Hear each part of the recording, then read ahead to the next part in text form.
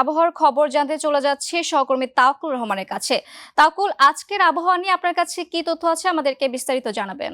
শ্রাবণকে আপনাকে অসংখ্য ধন্যবাদ। আজ 4 এপ্রিল 2026 তারিখ শনিবার। আবহাওয়া দপ্তরের দেওয়া সর্বশেষ পূর্বাভাসে আমার কাছে আবহাওয়ার যে তথ্য রয়েছে সে তথ্য অনুযায়ী পশ্চিমবঙ্গ ও তার আশেপাশের এলাকায় লঘুচাপ অক্ষরেখা অবস্থান করছে এবং দক্ষিণ বঙ্গোপসাগর এলাকায় মৌসুমী লঘুচাপ অবস্থান করছে। সারা দেশে 8টি বিভাগের মধ্যে সিলেট বিভাগে বৃষ্টির সম্ভাবনা রয়েছে এবং বাকি 7টি বিভাগে অস্থায়ী আংশিক মেঘলা আকাশ সহ গঠন শুষ্ক আবহাওয়া বিরাজ করতে পারে।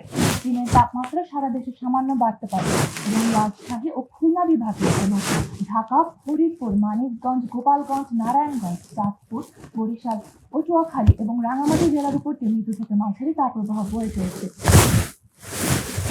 রাজধানী ঢাকা প্রতি ঘন্টায় দক্ষিণ ও দক্ষিণ পশ্চিম দিক থেকে বাতাস প্রবাহিত হতে পারে। দক্ষিণ ও দক্ষিণ পশ্চিম দিক থেকে বাতাস প্রবাহিত হতে পারে 8 থেকে 12 কিলোমিটার বেগে। সকাল 6টা অনুযায়ী ঢাকার বাতাস আপেক্ষিক আর্দ্রতা ছিল 87%। রাজধানীর আকাশ আংশিক মেঘলা থেকে অস্থায়ীভাবে আংশিক মেঘলা থাকতে পারে এবং আবহাওয়া প্রধানত শুষ্ক থাকতে পারে। শেষ রাত থেকে সকাল পর্যন্ত ঢাকায় কোনো বৃষ্টিপাত রেকর্ড করা হয়নি।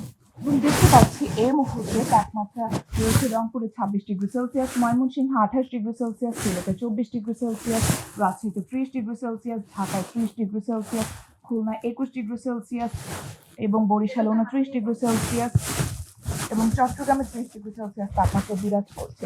এবং দেখতে পাচ্ছি এই সপ্তাহের শুরু থেকে আবহাওয়া থাকতে পারে প্রধানত বৃষ্টিপাত, তাপমাত্রা থাকতে পারে উচ্চ এবং বৃষ্টির সম্ভাবনা রয়েছে সপ্তাহের মাঝামাঝি থেকে।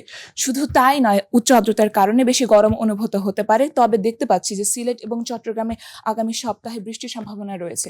এবং এই ছিল আমার কাছ থেকে আবহাওয়ার সর্বশেষ। ফিরে যাচ্ছি শ্রাবন্তীর কাছে। তাওকুল, ধন্যবাদ আপনাকে।